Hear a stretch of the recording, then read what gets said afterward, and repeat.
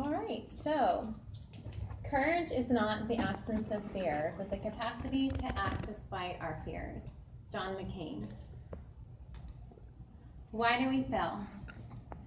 Failure is defined as by dictionary.com as lack of success.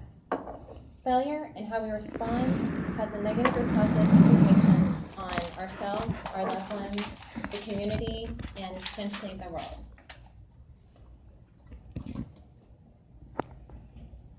As a youth leader at Life Church, my focus is on leading my students to be disciples for Christ. At their age, this requires baby step by baby step, right? We can't start them off out on a mission. We have to start them small. So what we do is, what we're really focused on right now is getting them to just invite their friends to church, right? So one of the things in my last meeting with him, I asked him, I said, what's keeping you from inviting people? And we went around the room. There's 17 young girls, and I'm asking them this question, and they're like, well, I'm afraid that they'll say no. Just various answers, but really the root cause of it is fear.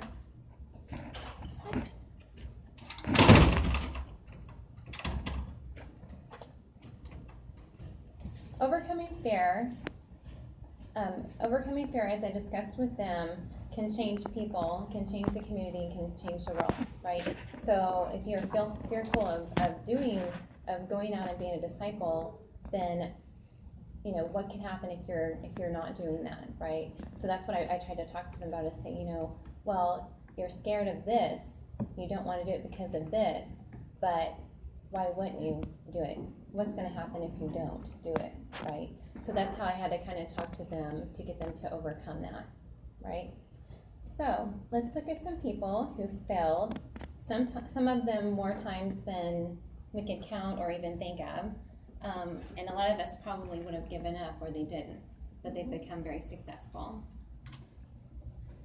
Let's take a look at Mr. Jim Carrey. Most of us know him. Wow. A lot of us love him, right? Mm-hmm. One of my favorite quotes by him is, life opens up opportunities to you, and you either take them or you stay afraid of taking them. Most of you guys probably don't know that the first time he did stand-up comedy, he was booed off the stage. Did you guys know that? No. Probably not.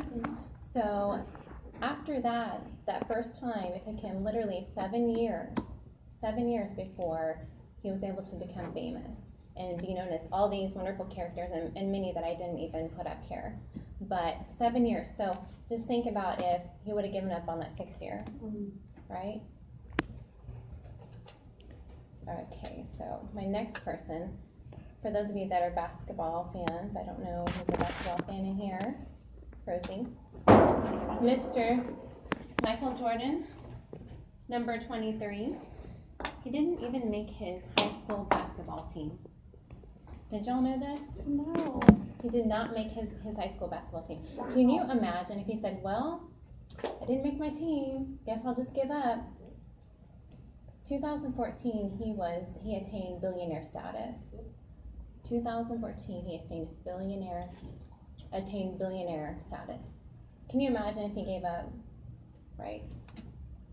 And who doesn't know this guy?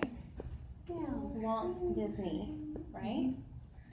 So, one of my favorite quotes from him is, all the diversity I've had in my life, all my troubles and obstacles have strengthened me.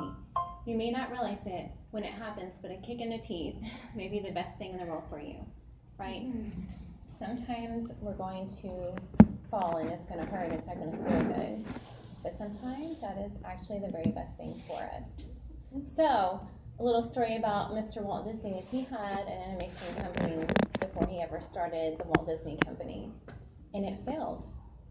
Could you imagine if he decided, I give up, I'm not going to do this? We wouldn't have Mickey Mouse and Minnie Mouse and all these wonderful movies that we love and adore. So, yes. So I'm very glad that he did not. Or Disney World, which I don't know about Disney World myself, but I didn't have a good experience there, so others might. And then what about Mr. Bill or William Gates? Wow. Yeah, Bill Gates. Which I think this quote is funny. I couldn't find a better one for him, but it's actually kind of, somewhat truthful. Find a way to do things smarter, not harder, Yeah. right? But really, that doesn't have anything to do with this. But Mr. William Gates, he had a company, and I love the name of this company. It's so funny. His first company was called Trafo-Data. Trafo-Data. Trafo-Data. I got that information off of cbsnews.com, just so you know where to get that. But Trafo-Data, and it failed miserably. But guess what? He didn't give up, right? And what would have happened if he didn't give up?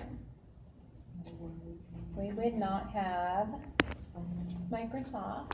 We would not have all these things that we wouldn't have PowerPoint that I'm using right now. I mean, we might have it, but by somebody else. But all right, so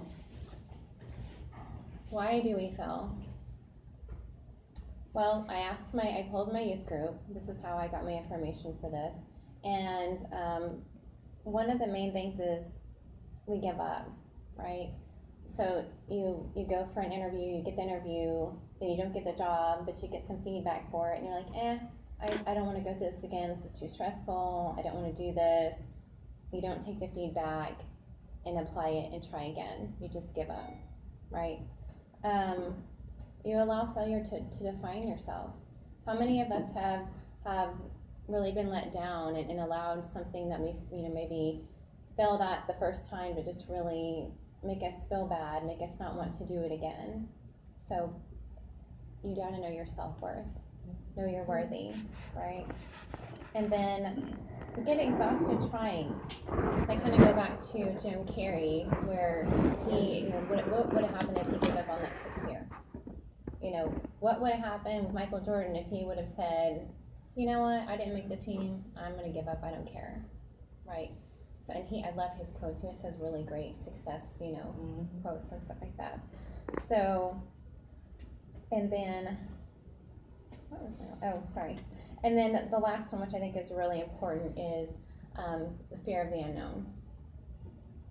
We don't step out at all. We get this idea comes to us at night when we're dreaming or when we're staying awake and thinking of all the millions of things that we need to do the next day. And we have this great idea, but we're like, man, I don't know if I can do that. You got people around you that say, yeah, you can do this, that's awesome, it's a good idea, and then you just never do it, right? So, fear of the unknown. We're scared. We're scared sometimes. But luckily, there are solutions to overcoming failures and fear of failure. So, I think for the first one, the interview thing I just spoke about, I think it's really important that if you really want it, you need to pursue it. Have perseverance. Ask for feedback if you're not getting it. Use the feedback that you're given, okay? And then, again, going back to knowing your worth. Some of the things that people, or what I do, I guess I should say, some of the things that I do are I have quotes, I read scripture, my thing is running. I go run, I meditate while I'm running. That helps me to kind of clear my mind. It helps me to refresh my spirit and just to feel better about myself. And then surround yourself with people that care about you, that are encouragers. Encouragers. Can't talk today. Sorry, guys. Okay. And then lastly, ask yourself, instead of, I know a lot of us ask, well, what'll happen if I do this? What's going to happen if I do this? What'll happen if you don't? What'll happen if you don't do it? Right? So what I want you to do very quickly is to think for a second to yourself about something that a goal or a dream that you wanted to accomplish that you haven't accomplished. You got it? You have it? There's something you want to accomplish that you haven't done. So what do you have to lose by not doing it? Who is it going to impact if you do? Yourself, the people around you, the world. Think of you got Jim Carrey, who's a comedian, but you got, Martin Luther King. There's so many influential people out there that if they had not taken a step out of faith and done what their dreams, their goals, they could not have left their imprint or their impact on the world that they did, right? You have that ability to do that. So you have nothing to lose. You're just allowing fear to keep you from doing it, right?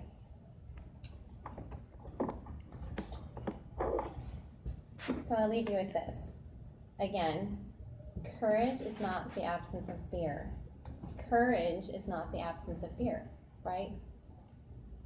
I love this. I'm going to go briefly over this, but Reverend Rich Wilkerson, one of the messages we had at church recently, he talked about how when he was a kid, his dad said, and he's a young kid and he doesn't know what this means really, and he's like, son, I'm going to go make you a fish for men. Let's go, get in the car, right? So he gets him in the car and they drive to this neighborhood, and he's like, okay, son, well, you're going to go to that door and you're going to talk to them about Jesus. And he's like, huh? Me by myself? And he's like, yeah, you're going to go do that. So he knocked on the first door, got it slammed in his face, knocked on the second, the third. Finally, after the third door being slammed in his face, he had this like aha moment. He said, you know what? I didn't die from it. I did not die from it. I was